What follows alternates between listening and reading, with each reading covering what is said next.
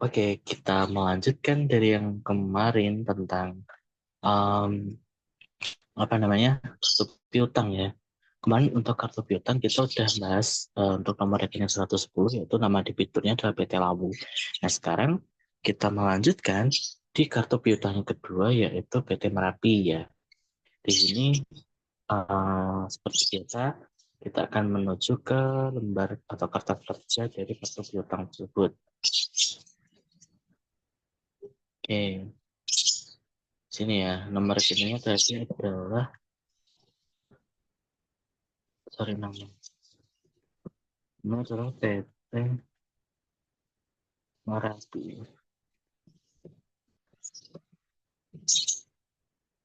Ini lembar kedua sih. Nah, untuk syarat tadi sama, 2/10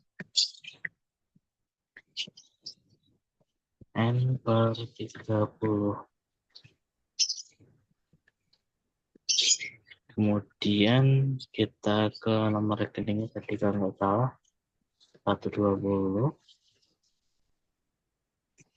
Ya, sudah ada di atas tadi. Oke, untuk alamatnya, anggap aja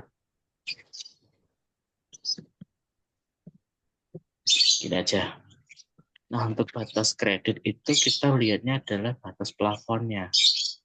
Berapa itu plafon kreditnya adalah 100 juta.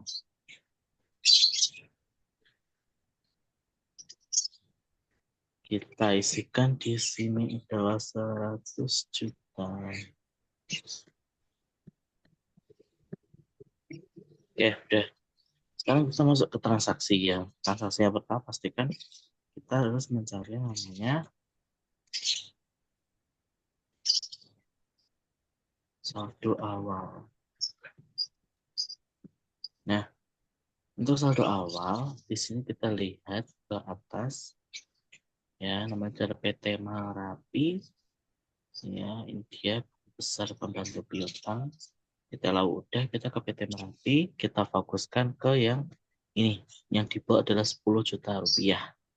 Pada tanggal 20 September 2023. Ingat, 20 September 2023, ada saldo awal sebesar 10 juta rupiah. Jadi piutang di awalnya adalah 10 juta rupiah. Ini bulannya September.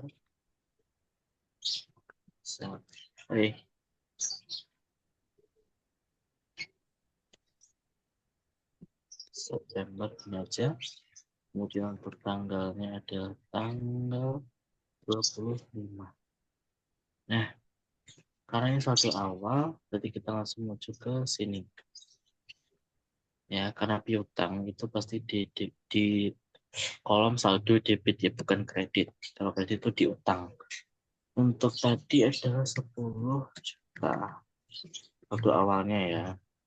Nah, setelah kita mengetahui ini saldo awal, kita harus mencari transaksi berikutnya. Di mana transaksi berikutnya itu adalah, nah kita cari ya, kita udah ketemu tadi, saldo awalnya udah ketemu 10 juta, ingat 10 juta pada tanggal 25 September. Berikutnya kita mencari lagi PT Merapi.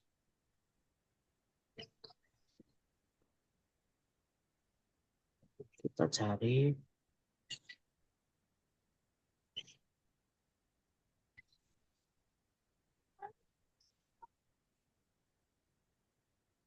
nah,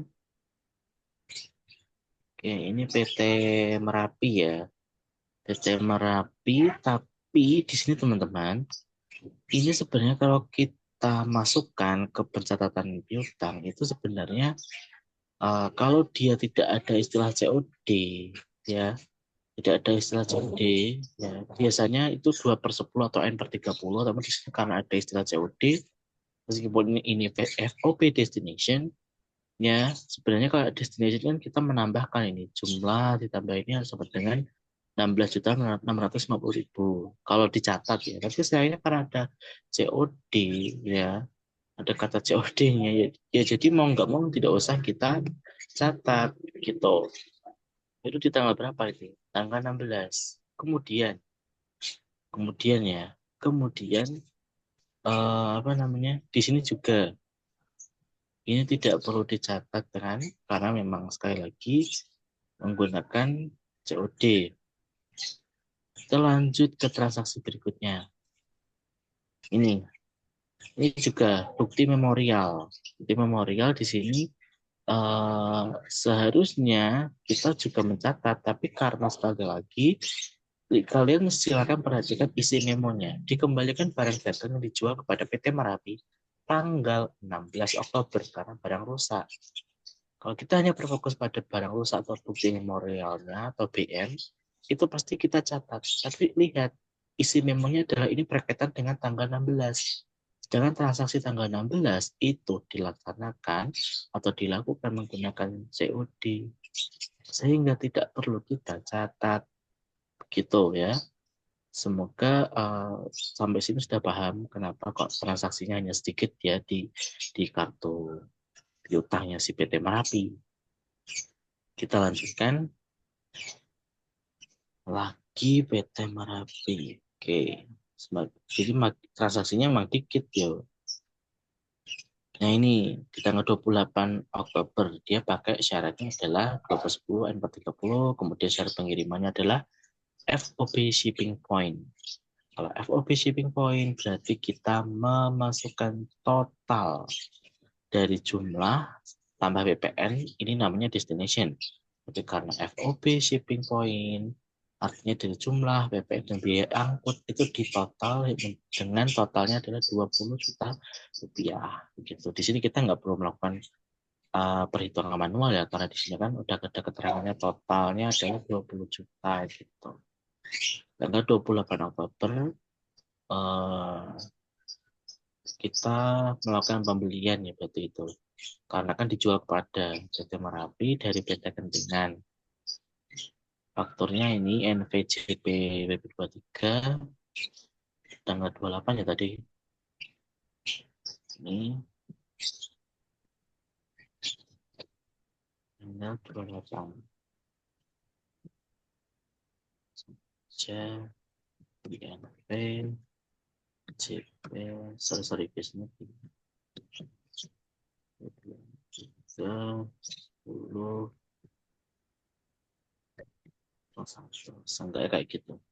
Nah di sini karena tadi itu masuknya adalah ke apa namanya ke debit ya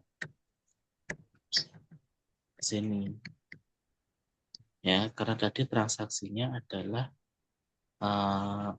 kita melakukan pembelian gitu pada tanggal 28 Oktober ya. Oke, bulannya nanti kita harus ganti ke bulan Oktober gitu. Karena merupakan faktur sehingga masuknya ke debit ya. 28 ingat ini bulannya udah beda Oktober bukan Desember. Sehingga di sini teman-teman karena saldo terakhirnya tadi adalah masuk ke debit 10 juta, kemudian kita tambahan lagi pada mutasi debit dari pembelian barang tadi sebesar 10 juta dari kepada PT Kentingan dari PT Merapi sehingga total debitnya mencapai 30 juta. Ya kan? Jangan lupa nanti setiap yang kolom-kolom kosong ini silakan diisikan dengan tanda straight ya. Kan nol. Kayak gini. Oke. Jadi sekian untuk apa namanya kartu piutang dari PT Merapi atau kartu piutang lembar kedua ini. Berikutnya nanti kita akan membahas daftar rekapitulasi piutang dan juga perhitungan cadangan kerugian piutang. Oke, jadi belum selesai masih piutang itu berarti ada 3. Pertama adalah pencatatan kartu piutang, yang kedua adalah pencatatan rekapitulasi, dan yang terakhir adalah kerugiannya. Ada 3. Oke, thank you.